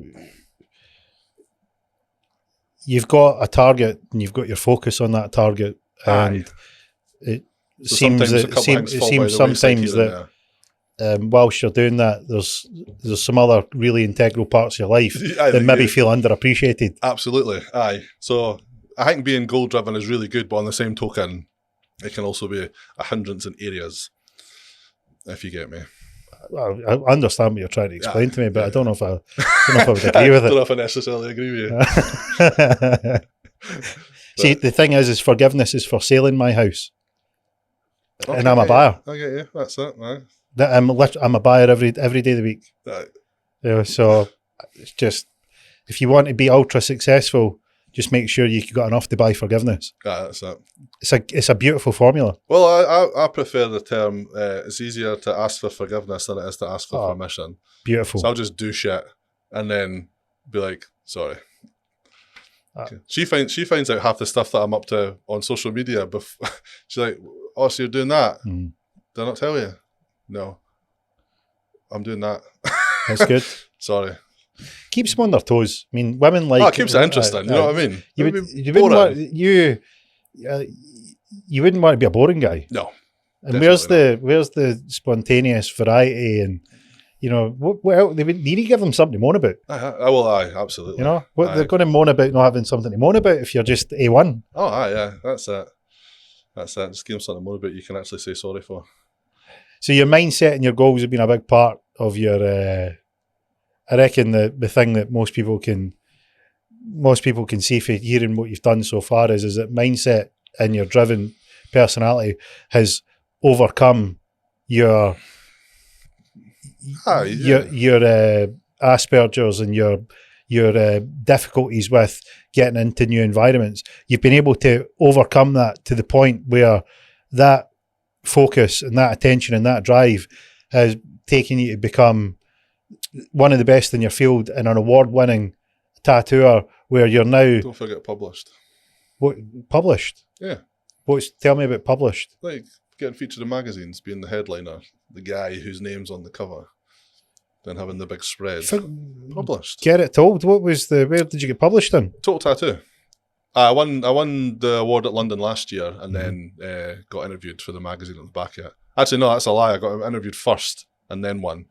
Because in the interview room, the awards for the show that year were lined up along the back wall, and they were, well, you know, but everyone watching won't know yet, but my studio's called White Tiger, and the awards were literally a fucking white tiger, like a big plaque, and I'm like, fucking hell. Meant to be. I'm like, well, at that point, I was like, I better win one of them. I was like, they are mint. And then obviously when I did win, he's like, there you go, you wanted one. I'm like, fucking yes. Beautiful. I'd been raging if I went home without one. Would you? See, would you have been inconsolable? Oh, absolutely.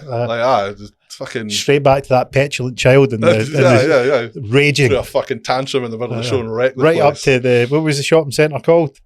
The Meerkat. They've been in the Meerkat just kicking off. Booting off big time. I'm like, no danger you can make a White Tiger award and I don't win one. And actually, I didn't even know. So the piece I done at the show to put in, I didn't win with that. One of my clients, who's married to one of my previous apprentices, they were there and I didn't even know she'd entered. And I was cleaning up my booth. And I'm like, is that my fucking name? And I've walked to the end of the aisle and looked round at the stage and it's like, oh, there he is. And I'm like, what the fuck? I was like, holy, he's like, come on up, you've won. And didn't even fucking know. Brilliant. Which is probably the best award I've actually won because I didn't know. I get really anxious. I leave. I leave the arena. I stay within earshot in case I hear my name, but I fucking leave. I can't stand there and watch the judge. I get fucking right stressed out. I leave the venue. So it's a good job I'm there. I would mess with you no end. I leave the venue. I would be there cranking you. I'd be like the guy who winds up the toy soldier. Oh, mate, I would be a fucking mess. I need to leave and I phone her and I talk to Charlie. She's like, I don't even know what to say. I'm like, I don't care. You just need to talk to me. Mm-hmm. But don't talk too much because I'm trying to listen for my name. It's like trying to find that balance there. I need you to occupy me right now. So I didn't fucking have a freaky in the middle of this fucking show. And you got published off the back of this? Yeah, that one. But that's what I'm saying. That was the best award I won because I didn't know I was in the running, if you get me. Like that really category. Nice surprise. Yeah, it was great. Yeah. Just like, and the tally was shit, so I wasn't even sure. It was just like, is that my name? Why am I being shouted? Just completely oblivious. And like, I think he's still tattooing.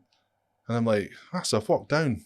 Aye, there he is. So that was the only award I've won where I didn't feel sick and stressed out and anxious and left the fucking building to deal with the competitive feeling.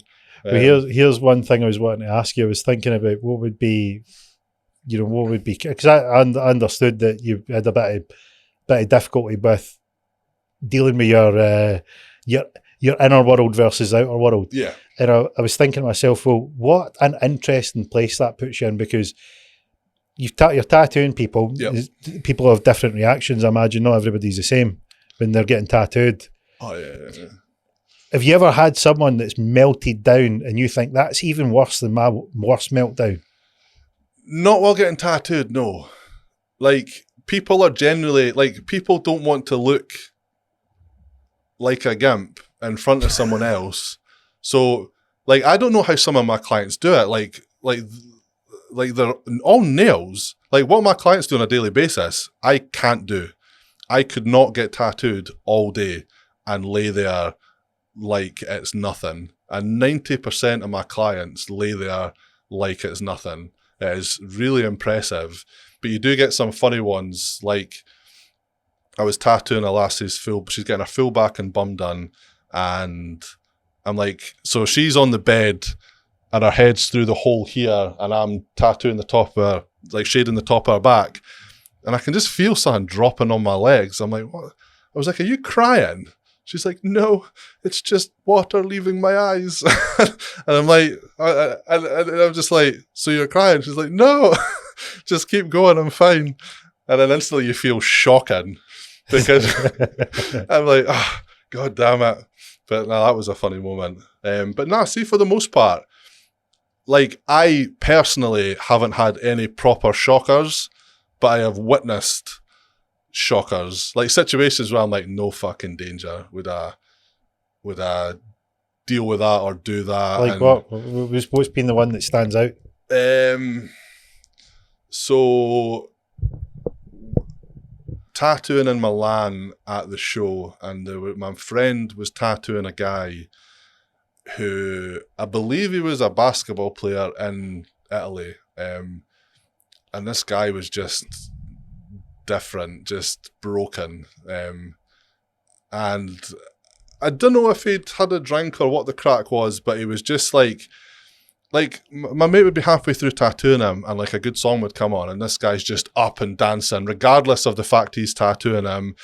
He's then my pal was like, no, you need to sit down, you need to calm down and that. Then I think at one point the guy had threw up, he'd pissed himself, and my mate's like, I'm not tattooing anymore, he's just throwing more money at him. Keep going. And it's situations like that where you're just like, no danger. Like, eventually the Hells Angels removed him from the show because it was just a fucking riot. But Ken, clients like that, I would just be like, nah. I get a good feeling from a client straight off the bat if they're going to be a problem or not, which is probably why all my clients are brand new.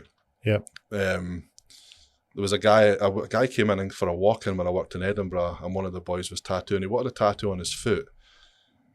And that's fine, but the guy's shoes looked like some cunt was about to come out of a fucking grave. Like, the front of it's all burst open. He's got these fucking holy socks and these fucking cheesy toes hanging out. And I don't know if they've noticed this at first. And they've took him downstairs to the booth, and like, I jump up on the bed, and obviously this is when he's clocked the state of this cunt's fucking feet. Kind of the old bus trainers, the fucking manky socks and the cheesy feet. And like, at that point, what are you doing? Are you committing to this fucking stench under your nose, knowing fine right this tattoo is going to go fucking Pete Tong, or do you tell the guy to bounce? I would have told him to bounce. He doubled down and dealt with this fucking biohazard under his fucking nose. Did they say it was stinking? Oh, aye. You hear some stories with just some things that people in the industry have encountered, and it's just, I'm lucky enough to never have really dealt with much of it. But like, some of the stories, you're just like, nah. Like, one of the ones, the piercer that I used to work with in one of the shops, she was tattooing piercing a lassie, and she was in wanting her clip pierced, and she said she was a bigger girl, and she's had to kind of get her legs over the arms of the chairs in order to get in about, and like, I don't know if the woman had sex prior to coming or the night before or what the crack is, but she's obviously opened her up to get in to do the piercing, and just a loads fell out of her. like, and it's just like, what the fuck? I couldn't believe it when she was telling me this. I'm like, what did you even do? And I think she went into like kind of like a midwife. If anything happens when a woman's giving birth, they just scoop it away and just crack on and do their job. I don't know. She's just like, it just blew roll and just did the job and got out there. I fucking, nah. Could you not do it? Oh, nah. I don't know how I would react in that situation, but Did your Asperger's kick in? I would have struggled to have committed to the fucking cause. Like, I'd have been like, I'm out. Would you not have seen it through? Nah, I don't think I could You have need to done have that. a good word with yourself, boy. Oh, mate. No. There's certain things that, like, kind of, it makes you appreciate how good your clients are. Because I can't even think of one shocker that I've had at all. One guy, actually, like, this was like a scene out of the fucking Exorcist. Tattooing this boy's leg, and it just passes out after a few hours. And normally people pass out immediately. It's generally because they haven't eaten anything. So they start getting tattooed, their blood sugar levels spike, and they take a fucking flaky. But this guy, we were hours in, and he's passed out, he's woke up, he's projectile vomited that hard it went inside a closed cupboard. Like, and it was the fucking worst thing I've ever smelt in my life. He's then pissed himself. He's sitting there covered in piss and sick. There's fucking spew in my cupboard. He's threw up over my tattoo machines. And this was back when your tattoo machines were still coil. Now, a lot of them are rotaries. They're all sealed off. It would have been an easy cleanup. But this is a metal frame with coils and springs. And so it was a full strip down to clean these things. The fucking sick had hit the wall. It went down the back of the skirtings. I basically had to fucking rebuild my studio because of this fucking 400 mile an hour whitey that came out this boy, And I left. Charlie was 8 months pregnant and I left. I left her in the apprentice. I couldn't fucking cope. I was just like, what the fuck's just happened to me here? Were you still in shock? I mean, I just left. I just walked out the shop. Is that a good woman you've got there? Oh, mate, she dug out like she fucking good, sorted that fair one play right to up. Charlie. She smashed it. Fair play. She's like, are you fucking for real? I'm like, I can't deal with that. Left. And then at the end, the boy tried to pay me with his piss-soaked money. Oh. So at the time, my apprentice, I'm like, that's your wages, mate. You can have all of that. All yours. That's all yours. And he's just like... it's like, at that point, if he's cleaned it all up, I mean, what's a couple of... Well, the money wasn't fucking plastic at this point. What's a couple of piss stained... But if you've been scooping up sick, projectile vomit, stripping coils down, I mean, you're already in. Nah. I mean, so it's like, you're in. You see, mate, you got any more? Just top it up. Oh, for him, yeah, for sure. I'd left that situation. I was wanting no part of it. Yeah. That day got deleted from I think that's what I'm saying. When you're in, you're in. No, mate, it was rough. I've See it through. Never smelt anything like that. So, what's next for you, Mikey? Apart from being the guy, you're going to the top, but what are you doing next? You've got that competition coming up. Yep. When's that? Next weekend. Literally next weekend. Whereabouts is it? London, at the Excel thing at the Docklands. Nice. So I've got that. And then nothing else for the rest of the year. I might be doing Dublin. I haven't decided yet. I do need to check the schedule because Misty's getting married now, so that's through a wee spanner in the works. So that's took some funds and some resources that I wasn't quite anticipating. But it'll be awesome. Get to walk her down the aisle and that. So that'll be good. A good experience. But professionally, maybe Dublin, and then next year I've got a few things in the pipeline. Hopefully get back over to the States now that they've dropped all their COVID vaccine bollocks. Get out to Europe, hopefully do a couple of shows over there. Yeah, we'll see what happens. It's a wee bit up in the air now. I've not nailed down anything specifically as of yet. But definitely want to try get back over to the States, and definitely I'd love to go out Tattoo Far East. Some of the shows over there are awesome. Yeah. But it's just the distance trying to get over there with all your equipment can be a bit of a pain in the arse.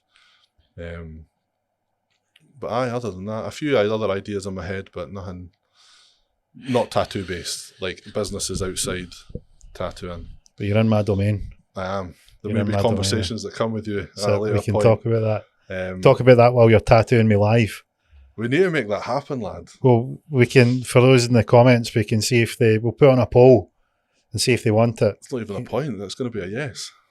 I'm good with it. We're just looking to get a bit of, a bit of build up. That's it. I want your Asperger's bouncing off the ceiling. Going mental. I want it going tonto. That'd be good, mate. And you can even feature in your own TikTok video. I'm game. How do people keep in touch with you? How do they follow you?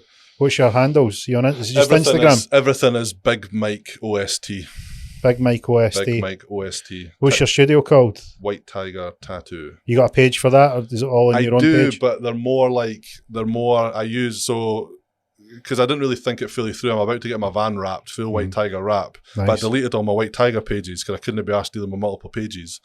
But now folk are going to search White Tiger, so I've had to put... So it's almost like the social media accounts are there, but it's more of a direct, kind of like a holding page to tell you where to go to mail me, just so I don't have to manage so many fucking social media pages because I don't like it. So primarily Instagram and then email, but I'm now just I'm going to try and set up a booking form. I've done it primarily because I did a wee intake there to try and fill a few spaces, and it went a bit further than what I'd anticipated. I'm like, I'm just going to fill a couple of spaces. I literally have 95 people filled a booking request, and I'm like, fuck. Like, it's great, grateful, awesome, not complaining. Champagne problems, brother. Yeah, it's total first world problems, absolutely. And I was just like, great. I've just made myself a massive headache. So it turns out the booking form's a successful way for people to get in touch. But mainly I'll deal with Instagram, email, and TikTok. I hate Facebook. Charlie deals with Facebook. Good. Well, I mean, listening to you, it's been a pleasure having you on, hearing your trials and tribulations through dealing with an unknown Asperger's that was under the surface there, and coping with that all the way through to having a goal and a dream. I think it benefits me on the same token, though. What does? Having Asperger's, kind of the way you approach things, the drive, the ability to ignore the pointless things in life. So that's a good thing. It's good that I think we need more of that. People using things that they perceive as a weakness to their advantage. Yeah, for sure. Because absolutely. Too much now. There's, I'm sure for everybody that would maybe be in the similar circumstances, the society's pointing them towards embracing weakness and not developing any strength, not using things to their advantage, not finding the best ways to doing things. And listening to you tonight has been a classic case of how to use what you've got to your advantage, how to set your sights high, absolutely, how to not get in your own way, understand that you've got these abilities, for lack of a better word. Yeah, no, for sure, I would say abilities, absolutely. And it's a great way. I hope anybody out there that's maybe feeling the same, or they think that there's something up. You're a poster child for don't let it hold you back. Absolutely. Do not let it hold you back. I think statistically 14% of autistic people are employed, which is really low. 14%. Be good to see these numbers up. Increase, absolutely. Like, I'll try and say to folk, especially who have young autistic children, are worried about where they're going to be. I'm like, see, when they find their thing, your child will excel. Yeah. It's just helping your child find that area where they excel. It's not that, you don't need to worry, you just need to help them find where they fall, and then your child will go to the moon. Especially if they, because it's a trait, like not so much addictive personality banner, but the I don't know, obsession for a direction, if you like. Mm-hmm. So definitely, if anyone's got any neurodivergent children, find the thing, and then you won't need to worry about your children. They'll fucking go. They'll smash it. It's been a pleasure having you on, mate. Been a pleasure. Thanks for taking the time out of your day to tell us about your to waffle on about my nonsense. It's been great. Sure. It's been brilliant. So, for anybody out there, I hope you've enjoyed this week's episode. We've had Big Mike, the joiner to the tattooer. He's taken the industry by storm.